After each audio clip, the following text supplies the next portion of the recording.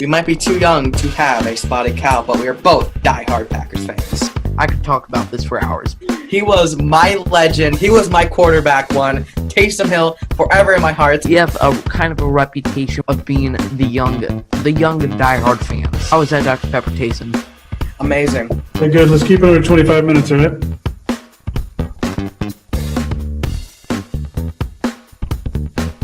Welcome back to the Underage Packers podcast, episode 90. We get in fancy in here. Episode 90. We're so close to that triple digits, which we will hit probably sometime around when we are doing a final game preview of the season when the Packers get ready to head to SoFi Stadium in February. But we'll get there when we get there. Today, we have the team that plays at SoFi Stadium on hand, the Los Angeles Rams.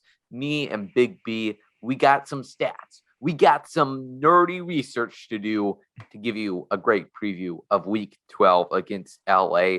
I'm Joey. Thank you so much for tuning in to this episode of Underage Packers. Make sure you follow us on Twitter, subscribe to the YouTube channel, all of that good stuff. Big B, how are you feeling today, Thanksgiving week? Feeling pretty well. Getting ready to watch a terrible Lions and Bears game Yep. tomorrow, but gonna fight through it and then eat some food. So Exactly.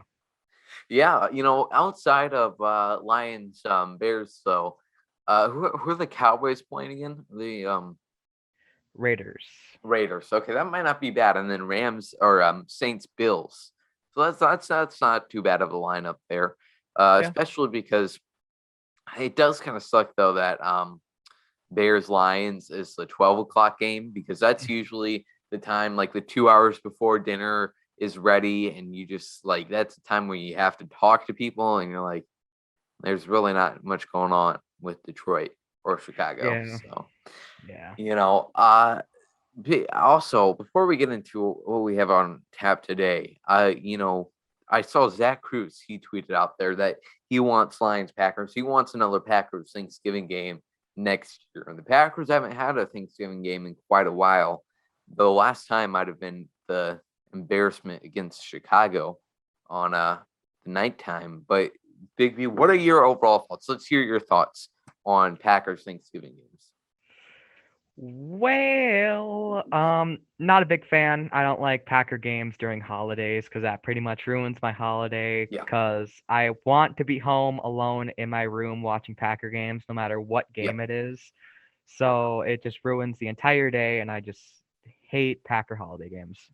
Yeah, especially, Thanksgiving, it's been a while. So like I said, it's been a long time, and I'm not too sure how I'd flow with that. Christmas, though, I do remember one time we played the Vikings Bears on Christmas quite a while back as well. So I'm excited for the Christmas Day game. 3:25. By that time, you're bored. You're looking for something to do. So that should be a fun game against Cleveland, man. I'm excited for that at Lambeau Field. That will be a match for the ages.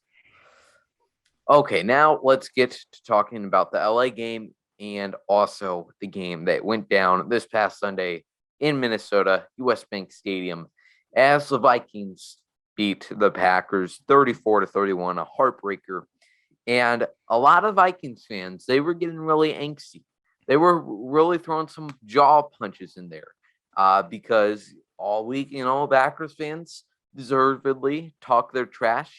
They deserve to talk good about the team that was 8-2 and that was persevering through so many injuries. So, but when they lose and put out a bad showing in the first half, Vikings fans, they have their right then to talk trash for a week before they get smacked in this last stretch run, and they go home crying again because they thought they had playoff hopes.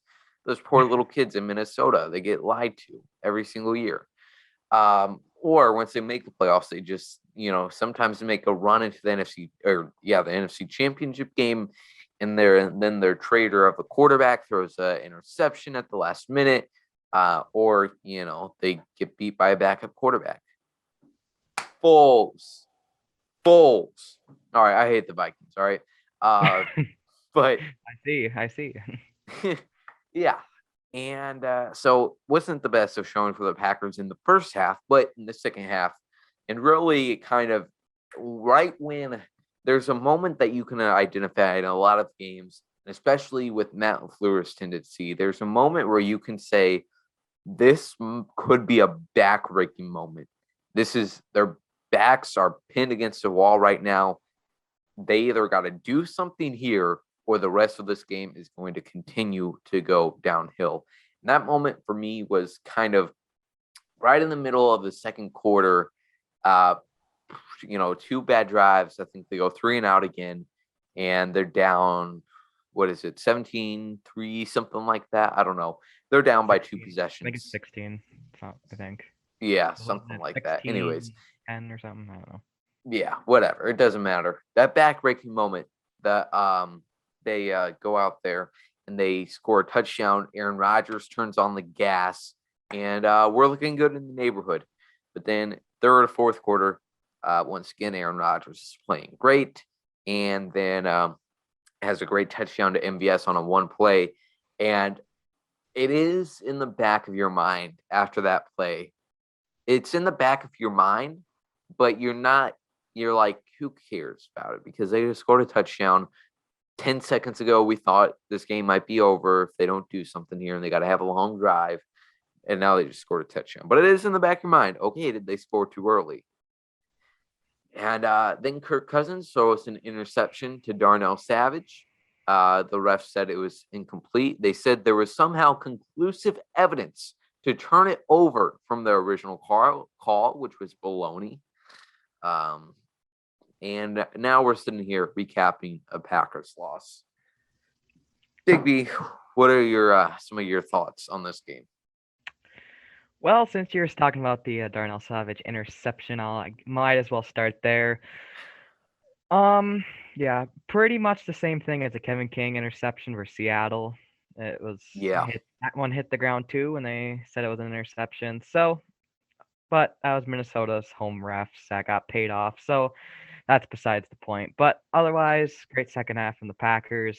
Hopefully, this will make the offense turn on the gas for the rest of the year on offense. They just haven't been great for the last couple weeks. Hopefully, this is a stepping stone into scoring a lot more points in December when we need it the most. Yep. And Devontae Adams is still the best receiver in the league. I don't care how many touchdowns and yards Justin Jefferson had against Eric Stokes, who just falls down on a touchdown. But Devontae Adams, best receiver. All right. Right. Yeah. Thank you. Good thoughts there. The offensive, trying to finally get into the groove, like you mentioned, and hopefully continuing that down the stretch. Yes, completely agree.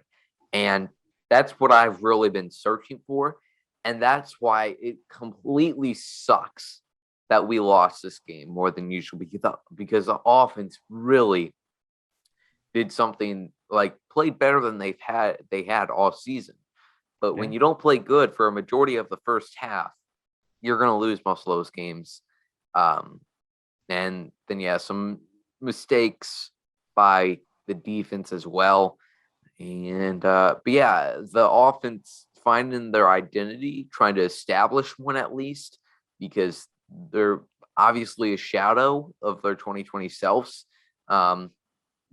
Completely different type thing going on with the offense this year. So I really hope they can eventually establish their identity. It doesn't have to be throwing it all over the yard like it was in this game against Minnesota, but hopefully soon enough they can find themselves. And that's kind of hard to do when you have players interchanging every single week because of mass amount of injuries.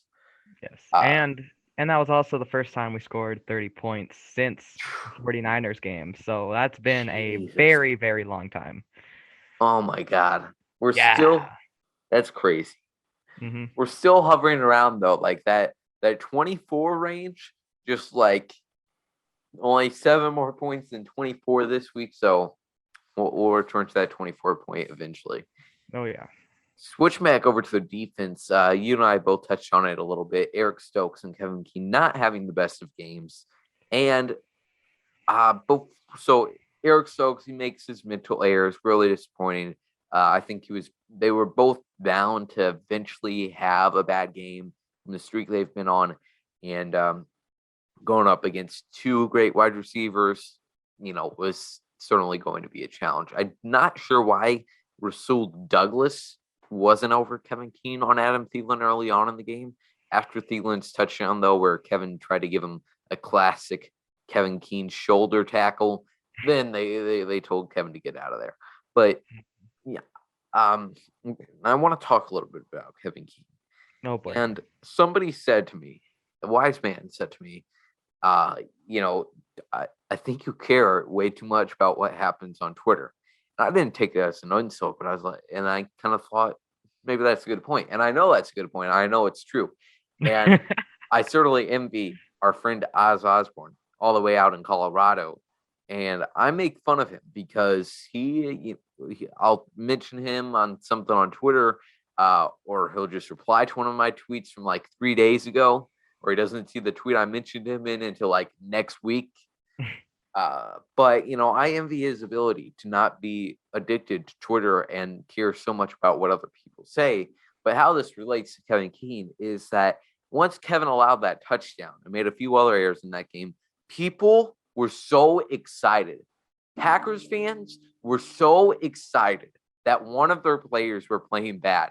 And I am not even joking with you. And it is so hilarious because of how many times I kind of say, like, it matters so much to them to be right that they don't even care if it's negatively affecting their team. People are going to be cheering when Jordan Love goes out there his first year starting. If he does bad, people are going to be absolutely over the moon that they were right, and they get to say that Brian Gutekunst should be fired. I don't get that. I don't get that life. And I'm not saying you have to agree with everything they do. You don't have to agree with the Packers re-signing Kevin Keene. I completely get that. I completely get if you thought there was better options out there. But now he's a part of the Packers. They re-signed him. He's out there on the field for you. You can get frustrated with him. But the fact when he plays bad for a game and you're like, yes, I get to tell these people they were wrong. And there were people saying, oh, well, I bet you guys won't be too high on Kevin Keene anymore. Like, what? I mean, yeah, he had a bad game. But that doesn't change how high we were talking about him. The reason we were talking about highly about him, it was because of other games that he played good in before that. Like, that's pretty much saying if the sky turned green tomorrow and people were like, I bet you sky or blue people will be quiet now. Like, yeah. So that's my rant on the Kevin Keene haters. Wow. That was an adventure. It was. It went all the way from Oz Osborne to the sky being green. Yeah. Yeah, anyways. To wrap it up, there's just such an infatuation from some fans for Kevin Keene to not be good. That's that.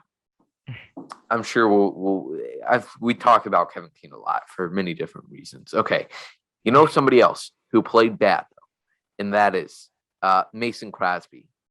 Maybe I shouldn't say he played bad, but it is getting to a high level of concern at this point. And I think the Packers are kind of stuck at the point we are in during the season now, at week 12. They're kind of stuck with their kicker. And I don't even know what to say because there's been a lot in flux for special teams over the past 2 years, whether it be returner, punter, different gunners, whatever. That doesn't matter to Mason Crosby's kicking process. The gunners don't, but the switching of long snappers from Hunter Bradley to now Steven Wirtle. And our friend Dara Carragher posted a video from the All-22 of a snap that Wirtle had on a punt to Bohorquez, and it was one of the worst snaps I've ever seen. I mean, Corey has to go out of his way, make an athletic, like bend down for the ball, take 2 seconds, and then get it off, and he does great on the punt. And the 2 missed kicks against the Chiefs were almost complete. The first one was the fault of Bojorquez, the second of Wordle. Wordle also had a bad snap in that game on a punt as well. But then Mason Crosby, there's also some in there, like half you can blame on the execution of Wordle and Bojorquez, but the other half, you're like, everything seems right there. The 35-yarder in Minnesota that Mason missed early on, everything seemed right there. So Mason Crosby, I should look up his age, but he signed a 3-year extension. Was it this past offseason? It was a couple off seasons ago. Okay, maybe only 2. Let me check on this. So, okay, he is. Don't tell me the year number. Tell me his age. 1984. That seems like a long time ago. I'm sorry to anybody I just finished with that statement. He's 37. So for a kicker, that's pretty high up there. Same age as Mason Crosby now. So, or Aaron Rodgers. But yeah, I can't remember exactly when he signed his contract. He signed a 3-year deal. He has next year on it at the very least. And it, like I said, they're pretty much stuck. You can't find many kickers on the street that you're going to be able to rely on. You can't hold kicking tryouts during the middle of the season. Not that they don't have time for that. Like they couldn't hold the session, whatever. They couldn't bring in a few guys. But the only way you're really going to be able to tell how good a guy is throwing them out there. And the Packers don't have time to go through the growing pains of a new kicker right now. It's much better option to stick with Mason Crosby, even though he's having issues. And Matt LaFleur completely ruled out bringing in another kicker tryout. They do have J.J. Molson, who they've had on the practice squad for about a year now. Who knows what they think about him? I think Mason Crosby is going to stick around for the end of this year at least, and then we'll see if he can turn things around on the right track. Maybe he feels better, but this we could see him retire after this year. Big B, what are your thoughts on Mason Crosby? Well, my opinion is I don't think we should be saying Mason Crosby is terrible. We should cut Mason Crosby right now. I think some of it is definitely on Mason, but I feel like a lot of it is releasing Hunter Bradley and changing long snappers in literally the middle of the season. I don't know how much chemistry they have. I don't know how much time and practice they've had to figure all this stuff out, but I just don't know if that was the best move so far. I'm trying to make a playoff push and go to the Super Bowl, but also Mason has to get all that out of his mind and just focus on every kick, have a short-term memory, and it's on all 3 of them. And I would say the sentence of the year for our special teams is just a bit outside. Sorry, that was bad. Wow. Yeah. I thought long and hard about that. That's a good one. That's good. It's good. Yeah.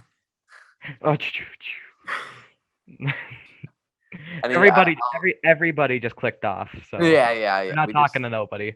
I'm gonna look back at the YouTube analytics, and it's gonna show like the watch time, the viewer retention, and it's gonna be up here. Then after that first joke, sharp decrease. Mm.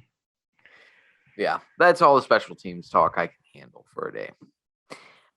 Now let's see here. We've got some injuries to talk about. No injuries news here, but Big B, let me ask you, what do you think? What is the one injury overall these past 5 weeks, or just this past week against Minnesota? What is the one injury that you think is affecting the team the most at this moment?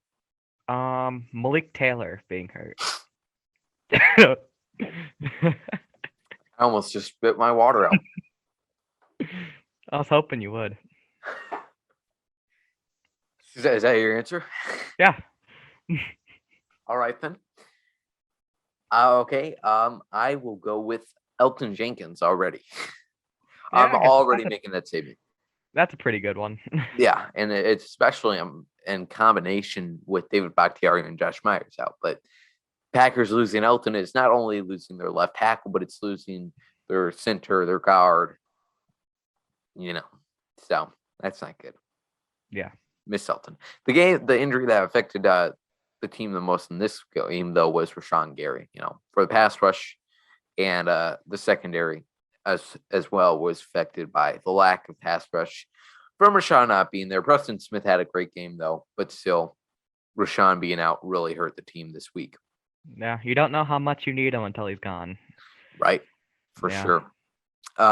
Also, David Bakhtiari had some knee surgery, even though Matt LaFleur said there was no setback as to why David practiced 1 day, 1 week after being activated from PUP and then was done after that.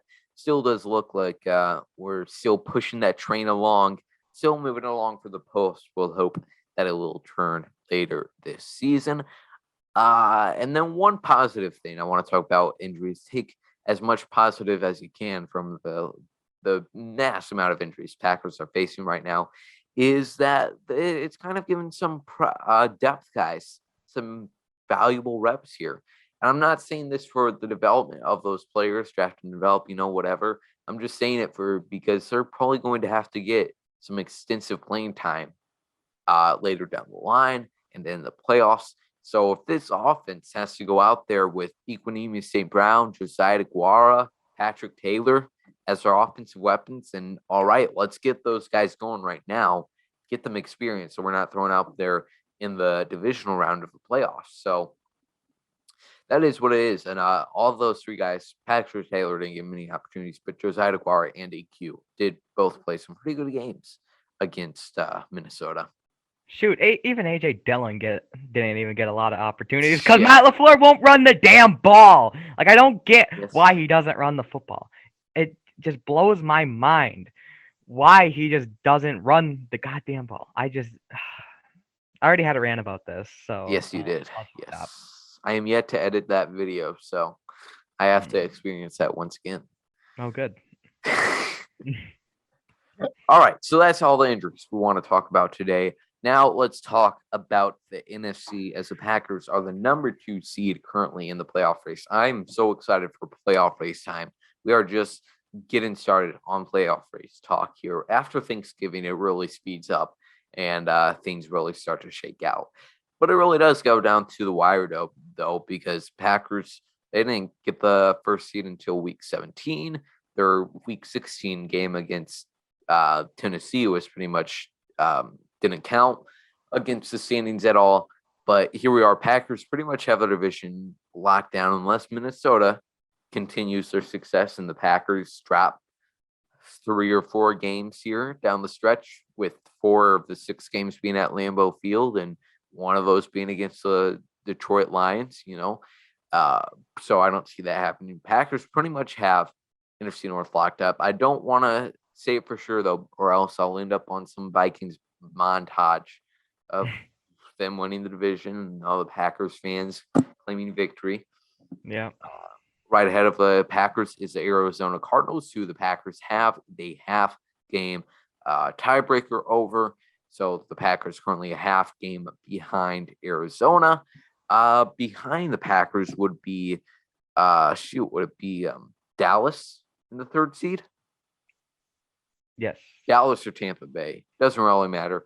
5th seed, you have the LA Rams, and then 6th and 7th seed, I think it's going to be a dogfight because there's just so many random teams that could possibly make the playoffs at this point, and it's really just going to depend on who plays some good football here in December between a plethora of interesting teams that probably don't deserve to be in the playoffs, because you have right now it's in contention between the 49ers and the Vikings, but then you also have just like a game or two behind them, the Panthers, the Eagles.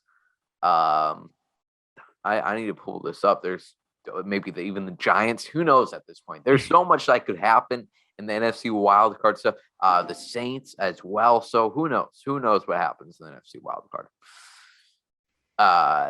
Matt Nagy. Let's talk about the Bears a little bit here, and Matt Nagy specifically now. Oh boy. Has been. It looks like he's going to be fired unfortunate news. If I was the Bears, I'd really recommend them to do some internal promotion and go with Mike Pettin. I think he's a really good young defensive mind, man. Comes from the Rex Ryan coaching tree. I think he could provide some great experience in there. Yeah. I'm not too familiar with him, but I just heard his name the other day. I was like, yeah, shoot, bro. I think the Bears need to hire him. And hopefully Ryan Pace sticks around as well for Chicago. All right, Big B, you ready to talk some LA Ram football here? Always ready. Always ready to talk about the LA Rams? Well, I don't know about that, but this week I'm always ready. Always ready, yes. Let's do it. Okay, so the LA Rams, they are currently being hurt by the loss of wide receiver Robert Woods, who tore his ACL, I believe, just a few weeks back. And that really hurt the Rams in their Thursday night game against the San Francisco 49ers. So that was a problem for them. Set up some bad issues for Cooper Kupp as well that week. We'll see how Odell Beckham Jr. starts to adjust, starts to build a relationship with Matthew Stafford, a familiar fellow to the Green Bay Packers, familiar fellow to Lambeau Field as well. So be interesting to see Matthew in a new shade of blue and gray. So Matthew Stafford, though, he started off his season really well, and he still is playing really well. But the Rams and him have kind of taken a little bit of a bumpy road these past few weeks. So we'll have to see how they try to bounce back this week in Green Bay. But Matthew Stafford likes to throw up a few share picks, which is really not something that he did a lot in Detroit. But just so far this season, it's definitely been evident in his play.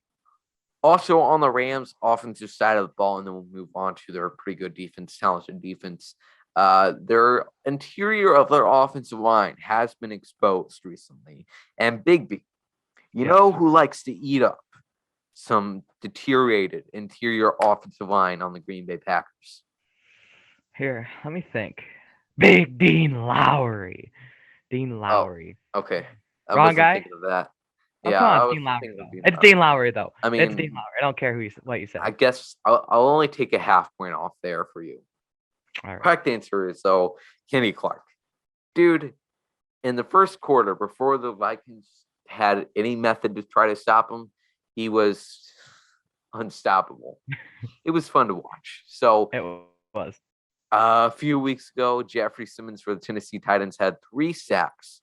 Defensive end for Titans. Jeffrey Simmons had 3 sacks on the Rams. And 4 quarterback hits. So the interior offensive line, definitely something to watch. Kenny, Dean, TJ Sladen, who's been coming on. Oh man, I cannot wait right there for that matchup. And then maybe Chris Barnes of Andre Campbell can get a few of their A-gap blitzes just coming shooting through the middle. Oh yeah. I'm looking forward to that. Yes. Onto the defensive side of the ball for the LA Rams. Aaron Donald, still a problem, obviously. He was not at full strength when he had his temper tantrum against Elton Jenkins last year in the playoffs. But now he is back to 100%, obviously. And their post rush is still a problem. Some other guys that they had last year have either gone away now or just not having a year like they had last year, such as Leonard Floyd.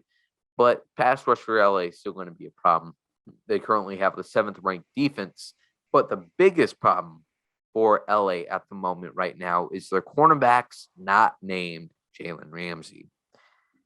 And we'll have to see how Matt plans to kind of move his wide receivers along the line against Jalen, because Devontae Adams said in his press conference today that, he'd love to go in a duel with Jalen, not an 1800 style where they have guns, but he'd love to go one-on-one with Jalen for a majority of the game, but he knows that's not going to happen based on what happened in the playoffs last year and kind of game plan.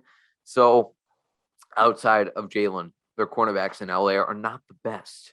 So big opportunity here for Marquez Valdez-Scantling, Alan Lazard, if he's ready to go this week. So that should be exciting to watch as well. Any thoughts you want to add on the LA Rams, Big B? Sure, why not? Well, I'm gonna go back to the offensive side of the football and just say Matthew Stafford is definitely on a cold streak the past couple weeks. Yeah. He was the MVP pretty much the beginning of the season. You know how everybody likes to just throw it out there that Matthew Stafford's the MVP before the season even ends. Yep. But that's besides the point. Last 2 weeks, did some nice little research Oh, here we again go. Here we this go. week. And Matthew Stafford, the last 2 games, has thrown 4 interceptions and have been sacked 7 times. Oof. And Matthew Stafford didn't really throw that many interceptions earlier in the year and hasn't been sacked very much earlier in the year. I don't know if defenses have been figuring out that O-line is not as good as people think it is or what's happening, but not looking good on the offensive side of the ball. Defensive side of the football, another week, another tough front that the Packers offensive line is going to have to face, and Josh Nijman is gonna have to step it up because they're going up against the 4th-ranked defensive in sacks. They're 29th sacks this year, so another tough defensive front. Bears were who was it? Vikings. Bears were first when we faced them. Vikings were tied for first when we faced them last week. Now we're going up against the 4th-ranked in defensive total sacks, so not very good. Yeah. That beat up offensive line that we have out there. Yep, that's just what I was about to say. Rams or Vikings and Bears, I'm sure we had a better lineup than Josh Nijman, John Runyon, Lucas Patrick, Royce Newman, and Billy Turner. Oh, man. And Elton's versatility is such a loss with him out with the ACL because, Billy, it's a loss. And then Billy Turner moving over is pretty much ruled out. I guess he could move over to left tackle and then you slide in Dennis Kelly at right tackle. But the real problem is Royce Newman. Josh Nijman is what he is, and he's played better than Royce Newman in 3 games. So we'll have to see if Josh continues that success he had against the great front in San Fran and some other teams he had on that stretch when Elton was out early on in the season. All I had for the notes on the Packers this week was another big day for MVS, which we already talked about. So let's end it off. Bold prediction, score prediction, and then we will head out on this Thanksgiving week. Big B, I'll start with you for a bold prediction. Oh boy, bold prediction. I am going to say Kenny Clark, 2 sacks, and a Packers win. Okay. Kenny, 2 sacks. I think that's almost being light with him. I'm going to go Preston Smith. It's going to get 3 sacks, 3 tackles for loss, and a batted down pass that Dean Lowry recovers in a fumble. You heard it here first, folks. All right. Score prediction for me, I'm going to say I don't think it's going to be as high scoring as it should be or as it was in last year's divisional round match. So I will go with a measly 24-21 Packers.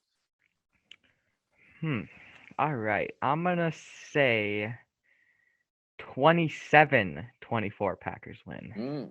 Okay. We both got to be in a close game.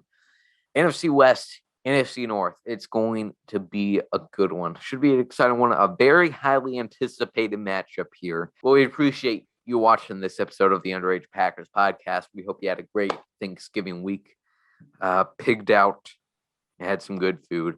We will talk to you later after the Packers have a good game. Get their 9th win of the season against LA Rams. Thanks everybody for tuning in. Subscribe to the YouTube channel. Follow us on social media. Talk to you later. Go Pack.